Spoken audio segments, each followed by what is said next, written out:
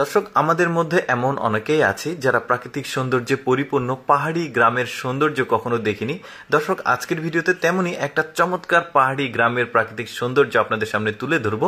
ভিডিওটা পুরোপুরি দেখতে থাকুন। দর্শক, এটা একটা পাহাড়ি অঞ্চলের একটা পাহাড়ি গ্রাম। দেখুন জমিগুলো কত চমৎকার। জমির ঠিক মাঝখান দিয়ে ড্রেন রয়েছে, বৃষ্টির ফোঁটা পড়ছে আর ড্রেন দিয়ে বৃষ্টির পানিগুলো যাচ্ছে। একটা মেঠো পথ দেখা যাচ্ছে যে দিক দিয়ে স্কুটি আসছে। ওদের রাস্তাগুলো কিছুটা চিকন হয়, এই জন্য স্কুটি ইউজ করে। তারপরে ওদের প্লাস্টার করা রাস্তা দেখতে পাচ্ছেন। যেহেতু বর্ষাকালে ওদের হাঁটা চলা করতে কষ্ট হয়, তাই এই প্লাস্টার করা রাস্তা দিয়ে ওরা চলাচল করে। তারপরে দেখতে পাচ্ছেন জমিগুলো কত চমৎকার, মানে থাক কাটা মকমলের বিছানার মতো মনে হচ্ছে। পাহাড়ি অঞ্চলে যে শুধুমাত্র নিম্নবিত্ত মানুষগুলো বসবাস করে এমনটিও না, এখানে প্রচুর জমি জমা রয়েছে। কিছু কিছু মানুষের, তারা কিন্তু অনেক অর্থবিত্তবান হয়। আর দেখুন জমিগুলো দেখুন কি চমৎকার, থাক কাটা। যারা আসলে পাহাড়ি অঞ্চলে ভ্রমণের যাদের অভ্যাস আছে তারা কিন্তু জানে যে বর্ষাকালে পাহাড়ি অঞ্চলের যে সৌন্দর্য সেটা কি পরিমাণ চমৎকার লাগে দেখতে। আর পাহাড়ি অঞ্চলে যে সব জায়গাতে আসলে মেঠো পথগুলো প্লাস্টার করা আছে তেমনটি না। কিছু কিছু অঞ্চল রয়েছে যেখানে এখন পর্যন্ত আসলে মানে রাস্তাগুলো প্লাস্টার বা পাকা রাস্তা এরকমটি নাই।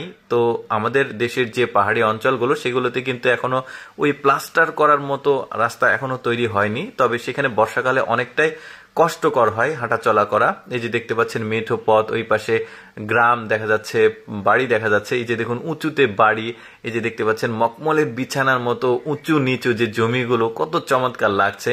এই যে দেখুন দুইটা বাচ্চা হেঁটে আসছে রাস্তা দিয়ে, এটা একটা পাকা রাস্তা দেখতে পাচ্ছেন। পাহাড়ে ও যে উপরে দেখুন মেঘগুলো একদম পাহাড়ের সঙ্গে অ্যাডজাস্ট হয়ে আছে। আসলে পাহাড়ি অঞ্চলগুলো কিছু কিছু জায়গা সমুদ্রপৃষ্ঠ থেকে অনেক উঁচুতে, যে কারণে মেঘগুলো মানুষ হাত দিয়েই ছুতে পারে, মানে মানুষের গা বেয়ে চলে যায়। তারপর ওদের চাষাবাদে আসে, দেখতে পাচ্ছেন এখানে ধান লাগাচ্ছে ওরা। দেখুন একটা একটা করে বীজ লাগাচ্ছে, ধানের চারা আর কি। কতটা ধৈর্য সৃষ্টিকর্তা তাদের মধ্যে দিয়েছে চিন্তা করুন। আমাদের সমতলে যারা ধান লাগায় তাদের কিন্তু আবার আলাদা সিস্টেম। এটা আবার ঢালু জমি, এটা সমতল না। আর এখানে যারা ধান লাগায় বৃষ্টির পানি তাদের একমাত্র ভরসা, কারণ সমতল ছাড়া তো পানি জমে থাকে না। এরা বর্ষাকালে এই ধরনের জায়গাতে ধান লাগায়, যেগুলো ঢালু জমি সেগুলোতে। এই যে ধান পেকেছে, ওরা ধান উৎসব মুখর পরিবেশে এই সময় তারা ধান কাটে। কিছু কিছু অঞ্চলে তারা একই রকম পোশাক পরে উৎসব মুখর পরিবেশে ধান কাটে।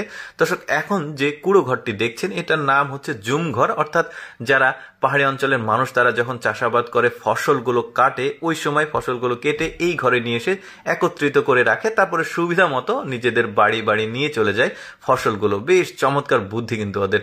দর্শক, কেমন লাগলো কমেন্ট করে জানাবেন। আর এইরকম অজানা ভিডিও প্রতিদিন দেখতে আমাদের পেজটি ফলো রাখতে পারেন।